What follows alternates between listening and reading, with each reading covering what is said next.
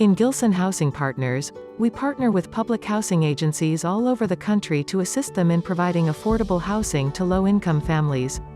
In this video, you will follow the journey of two families issued housing assistance. The first family will be given a voucher from the Housing Choice Voucher program, and the other one, a public housing program unit. Families issued Housing Choice Vouchers can find suitable housing units that meet their requirements in the private market, where the landlord agrees to rent under the program. Families using the Housing Choice Voucher program will sign a lease with the landlord for approximately 30% of their adjusted income. The Housing Authority will sign a housing assistance payment for the remaining proposed rent. A family in the public housing program will be issued a unit owned and managed by the Housing Authority. In this program, the family can choose from the projects the Housing Authority manages but cannot choose the unit. The Housing Authority will determine it according to the applicant's household composition and unit availability. The family will sign a lease with the Housing Authority that manages the property and will be charged an affordable rent amount.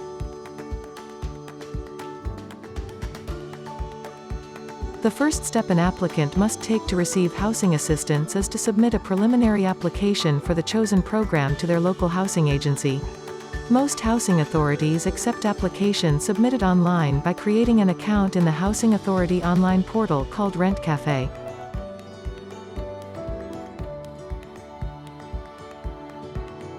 There are two different scenarios after submitting the pre-application, depending on the method used by the Housing Authority. The first one will be the one used by the Dallas Housing Authority. Pre-applications go into a database and wait until they are selected randomly when funds are available to provide vouchers. The pre-application is valid for up to 18 months. After 18 months, the applicant will receive a notification stating they need to apply again if they are still interested in receiving the Housing Choice Voucher. In the second scenario, we have those housing authorities that receive the pre-applications, and applicants wait to reach the top of the list. In this case, the pre-application does not expire. However, waitlist numbers change daily based on changes made by all applicants. Waitlist time varies depending on preference points, date and time of application, and availability of units.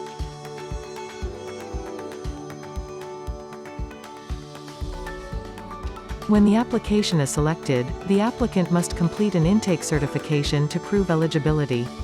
They must submit a series of signed forms with supporting documentation regarding their family income, composition, and assets. The applicant will also have to attend an orientation briefing to learn about their rights and obligations.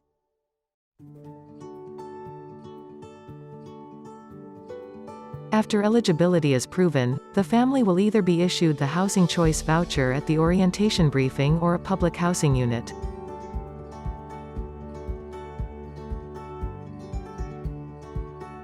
Once the family receives the voucher, they will have 90 days to find a property of their choice within the private market.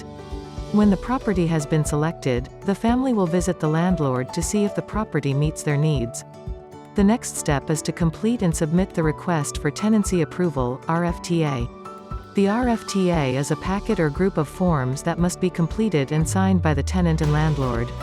It lists the property's appliances and utilities, as some will be paid by the landlord and some by the tenant, adjusting the subsidy accordingly. The packet includes a proposed rental amount and a requested lease beginning.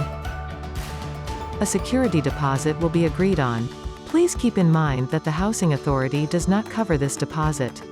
Nevertheless, some organizations strive to assist with this payment, such as www.findhelp.org.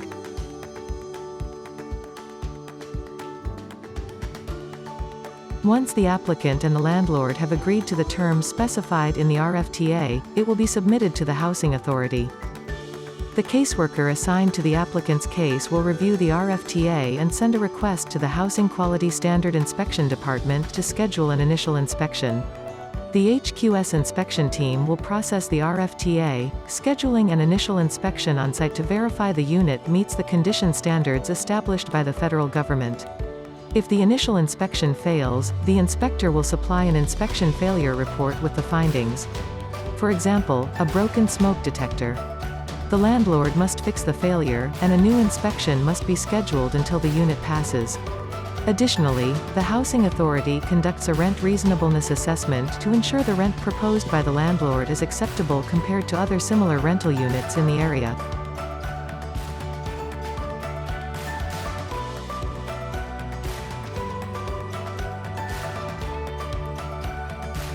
Once all steps and administrative conditions are met, the Housing Authority will authorize the applicant to sign the owner's lease. The Housing Authority will sign a Housing Assistance Payment Contract, HAP, with the landlord. At this step, the applicant officially becomes a participant in the Housing Choice Voucher program and only then can move in. A participant in the Housing Choice Voucher program must timely report any changes in family composition and household income. For example, a change in family composition. This is called an interim change. To report the change, the tenant must sign into the online portal and report the changes there. There might be cases where the Housing Authority does not have a portal or the tenant is computer illiterate. In this case, paperwork must be submitted by mail, email, or fax. Before the end of the lease period, the unit will go through an annual HQS inspection to verify it still complies with condition standards. 120 days before the lease year anniversary, the Housing Authority will mail an annual recertification packet for the family to complete.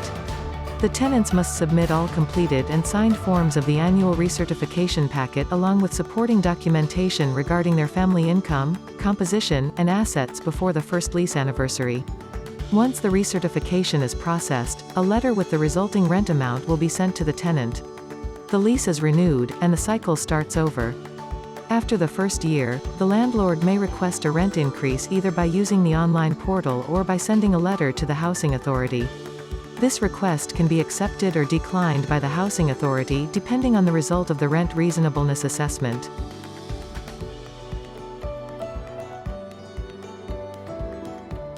In the same way, public housing participants must report family composition and income changes on time after a family moves into a unit from the public housing program. Once a year, they will have to complete an annual recertification to prove continued eligibility, or in other words, to prove they are within the established income limit. As far as the household remains within the low income limits established, they can remain in the program indefinitely. Additionally, the Housing Authority providing public housing program units provides domestic maintenance services to its clients. With the help of our trained maintenance customer service representatives, tenants can fill work orders that our team will enter directly into the housing system. Our staff can also send emergency requests and dispatch calls to the Housing Authority's personnel on call. Maintenance services for private market units rented using the Housing Choice Voucher program must be resolved by the landlord. With our sustained assistance, we provide families with better and faster communication with the housing authorities, accompanying them throughout their journey.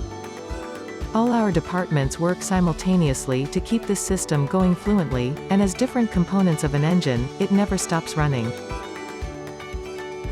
Gilson Housing Partners. Trust us, we can handle it.